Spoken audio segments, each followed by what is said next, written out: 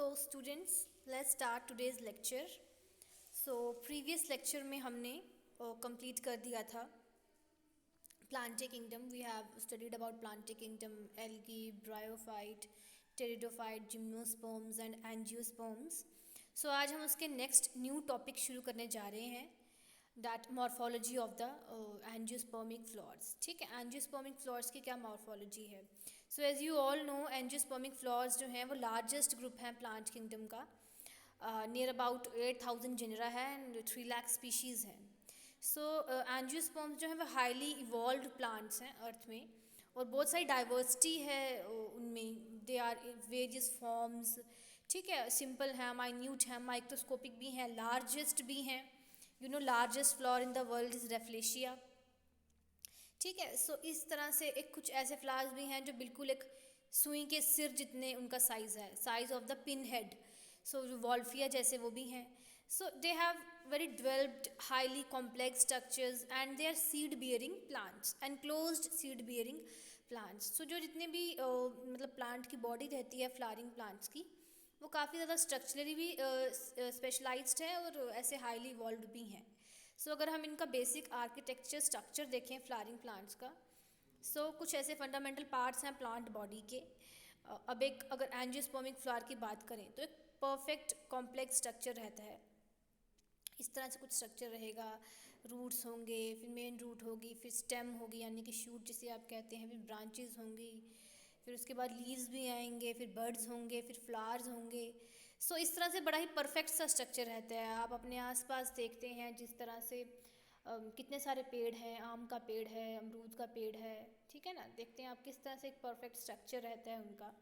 सो flowering plant जो है वो बेसिकली एक सिलेंड्रिकल एक्सिस से बने हुए हैं. जैसे ये आपको दिख रही है ना, लॉन्ग ऐसे सिलेंड्रिकल एक्सिस, इससे बने हुए हैं. और दो फंडामेंटल पार्ट्स में वो डिवाइडेड हैं, जैसे कि root system and shoot system. So root system जो है उसमें काफ़ी सारी रूट्स की लिटिल ब्रांचेस हैं. शूट सिस्टम में स्टेम है, स्टेम ब्रांचेस हैं, लीव्स हैं, फिर आगे flower, birds.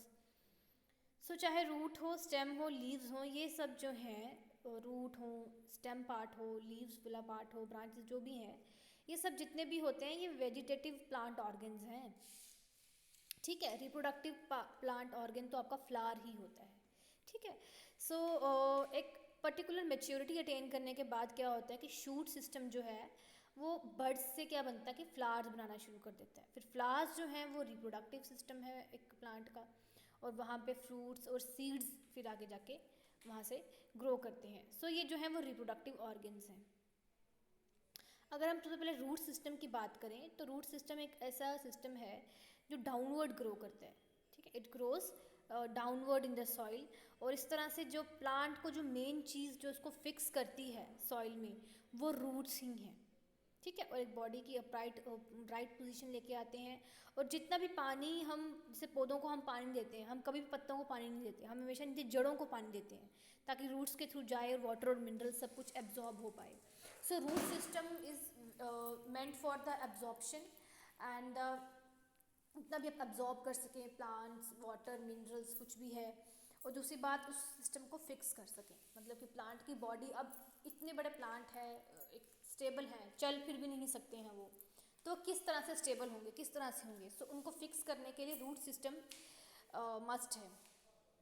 So there are कुछ तरह के, दो तरह के रूट सिस्टम हैं. There are two types of root system, that is tap root system and adventitious root system. जो टैप रूट सिस्टम है उसमें डायरेक्ट जो रेडिकल वाला पार्ट होता है, जब एक एम्ब्रियो बनता है तो उसके दो पार्ट्स होते हैं, एक रेडिकल वाला पार्ट होता है और एक प्रीम्यूल वाला पार्ट होता है. सो डायरेक्ट प्रोलॉन्गेशन से, रेडिकल वाले पार्ट से जो रूट निकल के आती है उसे हम मतलब टैप रूट कहते हैं. और वो नियर अबाउट जितने भी डाइकोटिलेडोनस प्लांट्स हैं वो सारे ये शो करते हैं. टैप रूट सिस्टम में एक प्राइमरी रूट भी होती है जिसे हम टैप रूट ही, मतलब टैप रूट ही कहते हैं, और उसके साथ बहुत सारी ऐसे सेवरल ब्रांचेस भी होती हैं. वो सभी ब्रांचेस क्या करती हैं, वो एक्रोपिटल मतलब कि कुछ इस तरह से सेक्शन में निकलेंगी. यंगेस्ट वाली जो होंगी वो टॉप पे होंगी, और जो ओल्डेस्ट वाली होंगी, पुरानी वाली जो होंगी, वो बेस पे होंगी रूट्स के. ठीक है, एक्रोपिटल फैशन रहता है. और जो बिल्कुल माइन्यूट सी रह जाती हैं नीचे, बिल्कुल अगर आप देखो, यू कैन सी ये रूट है मेन, ये इसकी लेटरल ब्रांचेस हैं जो बिल्कुल नीचे रह जाती हैं, माइन्यूट सी होती हैं, मतलब रूटलेट्स भी कहते हैं हमने, ठीक है, दे आर नाउन एज रूटलेट्स। जहाँ पे क्या होता है कि रूट हेयर्स रहते हैं, रूट हेयर्स का ही रोल होता है। रूट हेयर्स जो रूट में प्रेजेंट रहते हैं वो क्या करते हैं कि रूट को एब्जॉर्प्शन में वो हेल्प करेंगे, ठीक है ना, एब्जॉर्प्शन ऑफ वाटर। बाकी जो एडवेंटिशियस रूट्स जो हैं वो रेडिकल को छोड़ के और भी किसी मतलब एक रेडिकल से नहीं निकलेंगी, बाकी किसी भी पार्ट से निकल सकती हैं, और वो प्राइमरी रूट्स नहीं होती हैं। वो स्टेम से निकल सकती हैं, नोड से निकल सकती हैं, इंटर नोड से निकल सकती हैं, लीव्स से निकल सकती हैं, वो सारी की सारी आपकी एडवेंटिशियस रूट्स आ जाएंगी। सो एडवेंटिशियस रूट्स जो हैं वो मेनली बहुत सारे मोनोकॉट्स में अक्कर होती हैं। जिस तरह सारे के सारे डाइकोटिलेडोनस जो प्लांट्स हैं वो टैप रूट सिस्टम शो करते हैं, सो उसी तरह मोनोकॉट्स में क्या रहता है, एडवेंटिशियस रूट्स मोनोकॉट्स में ज़्यादा प्रोमिनेंट रहती हैं, और वैसे सरफेस फीडर्स भी काम करते हैं।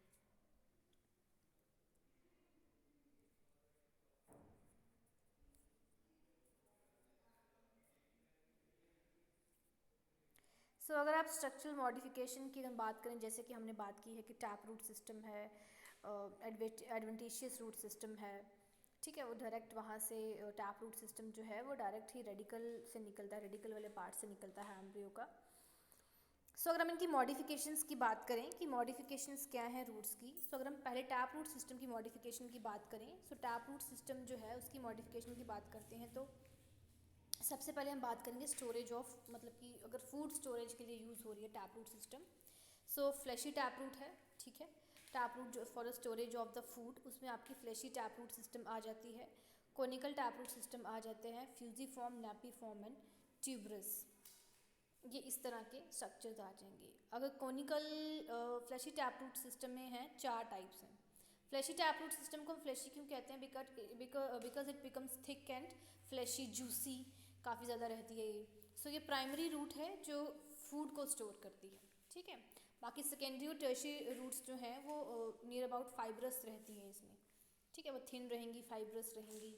और फ्लैशी टैप रूट सिस्टम में आगे 4 टाइप्स हैं, conical, fusiform, napiform and tuberous. Conical आपको पता ही है, कोन शेप में, जैसे अगर आप ए वाला पार्ट देखें तो कोन शेप में जो प्रेजेंट है, आप देख रहे हैं ना, कोन शेप में है ये। So it is broad at the base and tapers gradually towards the apex. Apex के टाइम, एपेक्स के नीचे आते आते ये एकदम एकदम बिल्कुल ऐसे जैसे कोन की तरह, जैसे आप कोन की शेप देखते हैं, आइसक्रीम कोन होता है या जैसे हम कोन ड्रॉ करते हैं, बिल्कुल वैसे होना शुरू हो जाती है, ठीक है। सो कैरेट जो है, कैरेट में ये प्रेजेंट रहती है। लीव्स जो हैं जो ऊपर, वो रेडिकल हैं, ठीक है। So conical root system near about discoid, reduce stem रहती है, ये देखो ये रिड्यूस स्टेम है इसकी, and some sort of leaves are also present. और ये जो आपको ये दिख रहे हैं ना ऐसे, ये क्या है, ये इसके दूसरे you know fibrous, thin fibrous roots हैं, सेकेंडरी और टर्शियरी रूट्स हैं। आई होप आप सबने कैरेट तो देखी ही होगी। Then we are with the napiform. Napiform में क्या रहता है, प्राइमरी रूट सिस्टम जो है वो ग्लोब्यूलर शेप, जैसे ये एक प्राइमरी रूट है जो ये ग्लोब्यूलर शेप में होगी है, ठीक है। प्राइमरी रूट सिस्टम जो है वो ग्लोब्यूलर शेप एज्यूम कर लेगा और बिल्कुल टेपर्स एंड की तरफ आने, जैसे नीचे की तरफ आने में बिल्कुल टेपर कर लेगा, ऐसे जैसे एक ऐसे कोन जैसे यहाँ पे है ना, बिल्कुल टेपरिंग शुरू हो जाएगी, बंद होना शुरू, कोन की तरह शेप एज्यूम कर लेगा बट नॉट कोन। सो इसमें एग्जांपल आपकी आ जाती है टर्निप, ठीक है, इसमें भी डिस्कॉइड रिड्यूस स्टेम है और कुछ रेडिकल लीव्स इसमें प्रेजेंट रहते हैं। सो नेक्स्ट है ट्यूबरस। ट्यूबरस में रहता है कि कोई मतलब जो प्राइमरी रूट है वो थिक है, फ्लैशी है, उसकी कोई डेफिनेट शेप नहीं है, it has no definite shape. इस एग्जाम्पल में आप मिराबिलस जलापा यानी कि 4 o'clock प्लांट ले सकते हैं। Then we have fusiform. Fusiform shape इस तरह से है कि जो प्राइमरी रूट है वो स्पिंडल शेप्ड बन जाएगी, स्पिंडल जैसे आप माइटोटिक स्पिंडल बनता है ना, उस शेप की बन जाएगी और ऑलमोस्ट यूनिफॉर्मली थिक रहती है वो, बस बेस जो उसका बेस है वहाँ पे थोड़ी सी ऐसे थिक नहीं होगी, पतली होना शुरू हो जाएगी और नीचे से ये पतली होना शुरू हो जाएगी, टेपर्स होना शुरू हो जाएगी, ये डी वाली आप देख ही सकते हैं। और ये जो बाकी के इसके ऊपर रूट्स प्रेजेंट हैं वो इसके सेकेंडरी और टर्शियरी रूट्स हैं। सो इसमें आपकी एग्जांपल आती है रैडिश, ठीक है। आप कई बार देखते भी हैं कि रैडिश की शेप, मतलब मूली कितनी अजीब अजीब, कहीं काफ़ी मोटी मोटी अजीब तरह से फूली हुई मूलियाँ होती हैं। सो उनकी शेप इसीलिए कहते हैं कि कोई परफेक्ट शेप नहीं होती। Now we are with the modifications of the adventitious roots. अब एडवेंटिशियस, वो हमने टैप रूट सिस्टम की मॉडिफिकेशंस पढ़ी हैं, ये हम एडवेंटिशियस रूट्स की मॉडिफिकेशन पढ़ेंगे। एडवेंटिशियस रूट्स की मॉडिफिकेशन में अगर हम सबसे पहले बात करें फ्लैशी और सोलन रूट्स, फ्लैशी और सोलन रूट्स में क्या रहता है कि जितने भी एडवेंटिशियस रूट्स हैं वो क्या करते हैं, फूड को स्टोर करते हैं and they become thick, juicy, fleshy and get swollen, फूल जाते हैं वो। सबसे पहले अगर हम बात करते हैं ट्यूबरस रूट्स की, ठीक है, ट्यूबरस रूट्स में क्या रहता है कि वेरियस स्टोरेज हो जाती है वेरियस शेप्स में, ठीक है। ये रूट्स क्या करती हैं, बहुत सारी अलग अलग शेप्स को एज्यूम कर लेंगी और उनमें स्टोरेज हो जाती है। और नियरली ये क्या करती हैं कि जैसे नोड्स हैं ना जो भी स्टेम्स के, वहाँ पे इनकी ज़्यादा मतलब एक्यूमुलेशन हो जाएगी। सो इसमें एग्जांपल है sweet potato. Then we have fasciculated roots. Fasciculated roots में क्या रहता है कि बहुत सारी ऐसी फ्लैशी एडवेंटिशियस रूट्स होती हैं जो काफ़ी सारे क्लस्टर्स में, ग्रुप्स में इकट्ठे हो जाएंगी, फैस्टिकल्स बना देंगी, उन्हें हमें फैस्टिकुलेटेड और क्लस्टर्ड रूट्स कहते हैं। जैसे कि ढेलिया, ठीक है, ढेलिया का फ्लावर अगर किसी ने देखा हो तो वो इसी तरह का होता है। एस्पैरागस, आप यहाँ पे देख भी सकते हो, ये जो ए वाला पार्ट है ये रूट ट्यूबर है स्वीट पोटैटो का। So you can see nodes पे कैसे, बी वाला पार्ट है आपका फैस्टिकुलेटेड रूट ट्यूबर्स, कैसे क्लस्टर्स बन गए हुए हैं ना, क्लस्टर्स की फॉर्म में। डेलिया का भी ऐसे ही होता है। Then we are with the moniliform beaded roots. इसमें क्या होगा, जैसे बीड्स होते हैं ना मन के, एडवेंटिशियस रूट्स जो होंगी वो वैसे स्वेल हो जाएंगी, उनकी वो ऐसा लगेगा कि रूट्स मनकों की तरह पिरोगी हुई हैं, ठीक है। और उस स्वेलिंग में ही क्या होगा, फूड स्टोर हो जाएगा। सो बहुत सारे ऐसे ग्रासेस हैं और मेमोरिका स्पीशीज़ हैं जो मोनोलीफॉर्म शो करती हैं। ये देखो, ये डी वाला पार्ट जो है मोनोलीफॉर्म रूट्स, किस तरह से एकदम बीड्स हैं, मनके हैं किसी चीज़ के। कई बार घास भी ऐसी होती है। पाल्मेट रूट्स, कुछ फ्लैशी एडवेंटिशियस रूट्स क्या होंगी, पाम लाइक, पाम आपको पता है ना, ये हाथ का जो पंजा होता है, ऐसे शेप को एज्यूम कर लेंगी। इनमें आपके ऑर्किड्स आ जाते हैं और एकोनिशियम आ जाता है। ये देखो पाल्मेट रूट ट्यूबर्स, इस तरह से पाम टाइप ये एज्यूम कर लेते हैं। देन है एन्यूलेटेड रूट्स। एन्यूलेटेड रूट्स में क्या रहता है, ये रूट्स एक ऐसी रिंग लाइक स्वेलिंग्स को पोजेस, उनकी बॉडी पे ऐसे रिंग लाइक स्वेलिंग्स होना शुरू हो जाती है और उसमें आपका फूड स्टोर होना शुरू हो जाता है। Then we have nodulose roots. Nodulose roots में क्या होता है कि जितनी भी रूट्स की स्वेलिंग्स हैं वो बिल्कुल ऊपर एपेक्स में ग्रो होना शुरू हो जाती हैं, जैसे मैंगो, जिंजर।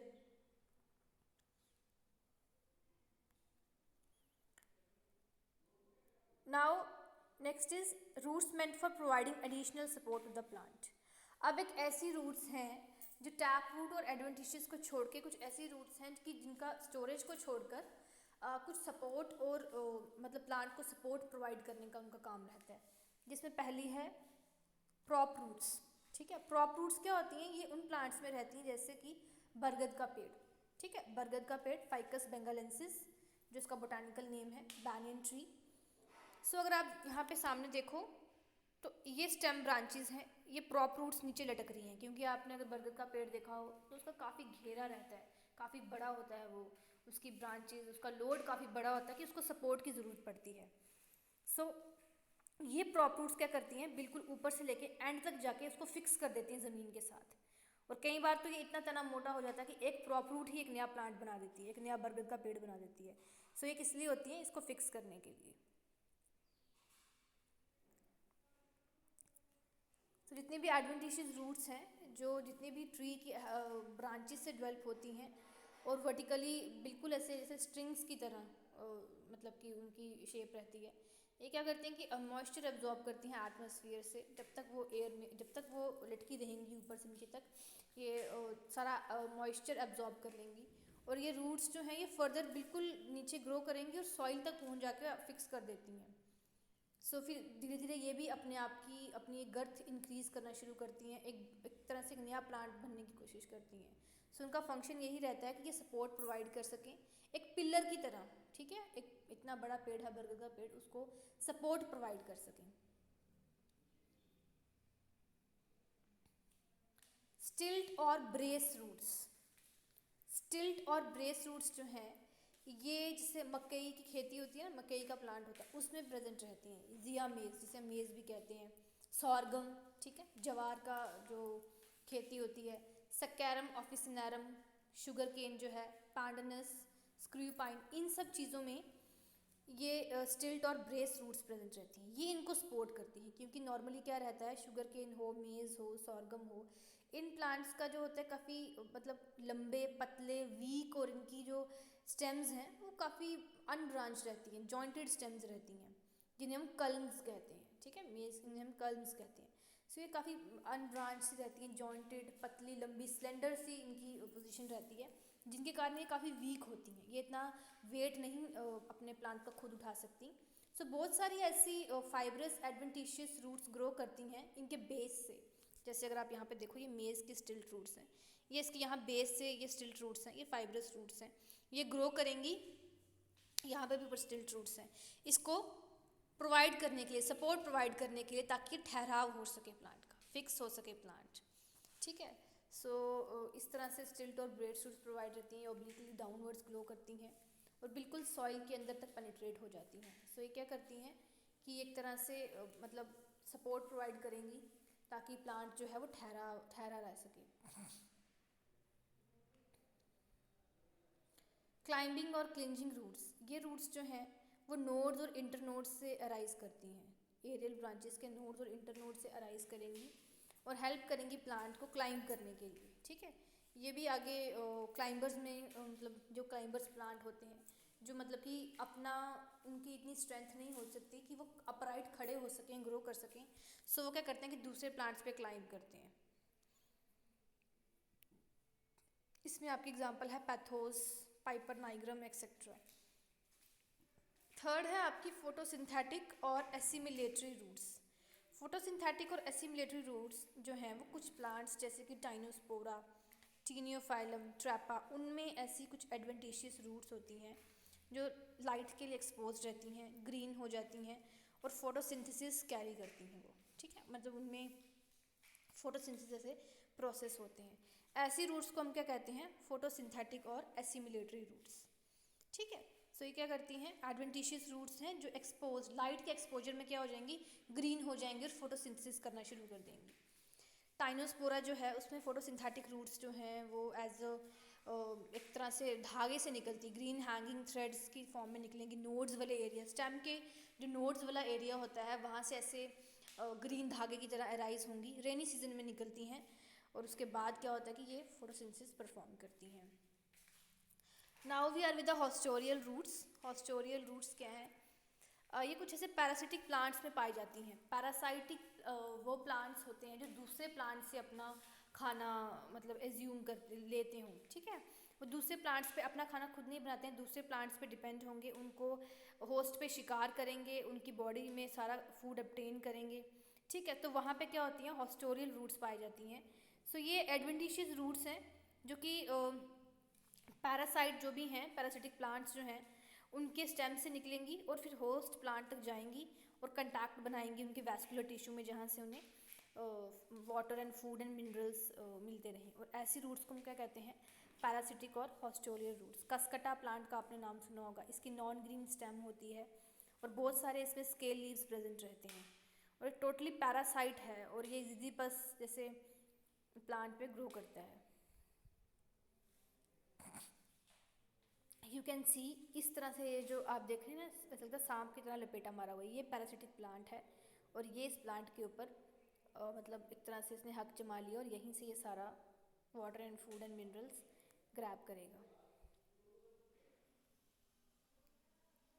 कुछ ऐसे प्लांट्स होते हैं जो एज ए रेस्पिरेटरी और ब्रीथिंग रूट्स की तरह काम करते हैं। ऐसे प्लांट्स जो कुछ स्वैम्पी मार्शी एरियाज़ में होते हैं जहाँ पे इतनी इनफ ऑक्सीजन नहीं होती है, नॉर्मल एसिडिक सा माहौल रहता है नॉर्मल मेटाबॉलिक एक्टिविटीज़ के लिए, तो वो बहुत सारी मॉडिफिकेशंस को अंडरगो करते हैं। प्लांट्स जो स्वैम्पी हैबिटेट में ग्रो करते हैं और बहुत सारे हैलोफाइट्स में ग्रो करेंगे, उनकी जो स्टेम होती है वो नेगेटिवली जियोट्रॉपिक उनकी रूट्स रहती हैं, रूट्स और रूट ब्रांचेस, ठीक है, जो क्या करेंगी बिल्कुल सरफेस तक जाके प्रोजेक्ट करती हैं जहाँ पे सॉइल बहुत मतलब ऑक्सीजन है ही नहीं, पुअरली एरेटेड सॉइल है। ठीक है। सो ऐसे जो प्लांट्स जो स्वैम्पी हैबिटेट में ग्रो करते हों, या जिन्हें हम हेलोफाइट्स, बहुत सारे ऐसे हेलोफाइट्स हैं, उनके पास नेगेटिवली जियोट्रॉपिक रूट होती हैं। ठीक है, नेगेटिवली मतलब कि वो ऊपर की ओर ग्रो करते हैं, नीचे की ओर नहीं जाएगी। रूट ब्रांचेस होती हैं, सो वो सरफेस से ऊपर प्रोजेक्ट करती हैं, क्योंकि उनकी सॉइल जो है वो काफ़ी पुअरली एरिएटेड है। तो ऐसी ब्रांचेस को हम क्या बोलते हैं? न्यूमैटोफोर्स। ठीक है, न्यूमैटोफोर्स जो है वो एक एरियल प्रोजेक्शंस हैं, लेटरल रूट्स की एरियल प्रोजेक्शंस हैं न्यूमैटोफोर्स। अगर तो उसमें क्या रहता है कि वो बिल्कुल ऊपर तक जाकर बाहर से, क्योंकि जो उनकी सॉइल है वो पुअरली एरिएटेड है, वो बड़े ही स्वैम्पी और मार्शी एरियाज़ में है, सो वो बाहर से मतलब अपर सरफेस से अपनी ऑक्सीजन वगैरह ग्रैब करते हैं। सो फंक्शंस ऑफ रूट सिस्टम जो है उसके दो तरह के फंक्शंस हैं, एक प्राइमरी फंक्शंस है और सेकेंडरी फंक्शंस है। ठीक है, स्ट्रक्चरली अडाप्ट भी किया हुआ ताकि वो एक तरह से फंक्शंस परफॉर्म कर सकें। जो सेकेंडरी फंक्शंस हैं वो स्पेशलाइज्ड वन है। ठीक है, और वो सिर्फ वही रूट से उनका फंक्शंस हैं जो उस तरह से मॉडिफाइड है। जो रूट जिस तरह से मॉडिफाइड होगी वो वैसा ही फंक्शन परफॉर्म करेगी। अगर हम एब्जॉर्प्शन की बात करें, सबसे प्राइमरी फंक्शन आता है जो, सो रूट्स किस लिए होती हैं? ताकि वो मिनरल्स, वाटर एब्जॉर्ब कर सकें। ठीक है, रूट हेयर्स उनकी हेल्प करते हैं एब्जॉर्ब करने में, ट्रांसलोकेशन में हेल्प करेंगी। जितना भी एब्जॉर्ब वाटर और मिनरल्स है वो स्टेम तक जाता है ट्रांसलोकेट होके। एनकरेज में हेल्प करेंगी। रूट क्या करती हैं? प्लांट को फिक्स करके रखती हैं सॉइल के साथ, कि प्लांट जो है वो आराम से खड़ा हो सके एक तरह से। सॉइल इरोजन की प्रिवेंशन में हेल्प करेंगी। ठीक है, रूट्स जो हैं वो सॉइल पार्टिकल्स को बड़े से फर्मली होल्ड करके रखती हैं और सॉइल इरोजन से बचाते हैं। अगर हम सेकेंडरी फंक्शंस की बात करें, तो बहुत सारे ऐसे सेकेंडरी फंक्शंस भी हैं, जैसे कि जो प्राइमरी फंक्शन को छोड़ के, मतलब एक तरह से पानी को सींचना, रूट को फिक्स करना, बाकी जितने भी फंक्शंस होंगे जो मॉडिफाइड हैं अकॉर्डिंगली, उन्हें हम सेकेंडरी फंक्शंस कहेंगे। जैसे कि स्टोरेज ऑफ फूड, अभी हमने पढ़ा रेडिश के बारे में, कैरेट के बारे में। ठीक है, ये सब जितने भी हैं, fleshy swollen tap root system, so ये सब आपका किस में आ जाता है? स्टोरेज ऑफ फूड में। फिर एडिशनल सपोर्ट प्रोवाइड करने के लिए बहुत सारे ऐसे रूट फंक्शंस हैं जो अभी हमने पढ़ा, प्रॉप्स एंड स्टिल्ट्स की तरह काम करते हैं, जो एडिशनल सपोर्ट प्रोवाइड करते हैं। हॉस्टोलियर रूट्स हैं जो क्या करती हैं? पैरासिटिक प्लांट्स को हेल्प करती हैं। उसके बाद सिम्बियोटिक रूट नोड्यूल्स हैं, बहुत सारे ऐसे लेग्यूमिनस प्लांट्स हैं। ठीक है, जैसे ग्राम पी, जिनकी रूट नोड्यूल्स में बैक्टीरिया रहता है, और जो नॉर्मल ऑक्सीजन प्लांट अपने आप खुद नहीं ले सकता, वो उसको प्रोवाइड करता है बैक्टीरिया सिंपलर फॉर्म्स में तोड़ के। एसिमुलेटरी रूट्स हैं, जैसे अभी हमने बात की कि वो नॉन ग्रीन है बट फोटोसिंथेसिस परफॉर्म करती हैं एक्सपोजर में, सो वो आपकी आ जाएंगी एसिमुलेटरी रूट्स, जैसे कि ट्रैपा, टाइनोस्पोरा। रेस्पायरेटरी रूट्स, निमैटोफोर्स वगैरह। ठीक है, ये सब नेगेटिवली जियोट्रॉपिक हैं और हेल्प करते हैं, अपरली ग्रो करते हैं और ग्रासेस में गैस के एक्सचेंज के लिए हेल्प करेंगे, इनमें ऑक्सीजन की सप्लाई होती रहेगी। ठीक है, सो ये सारे जितने भी फंक्शंस हैं ये सारे आपके सेकेंडरी फंक्शंस में आ जाते हैं, और जो ऊपर हमने पढ़े वो आपके सारे प्राइमरी फंक्शंस में आ जाते हैं। So this was all about today's lecture. आज के लिए इतना ही रखते हैं, कल हम इसके आगे कंटिन्यू करेंगे। Thank you and God bless you all.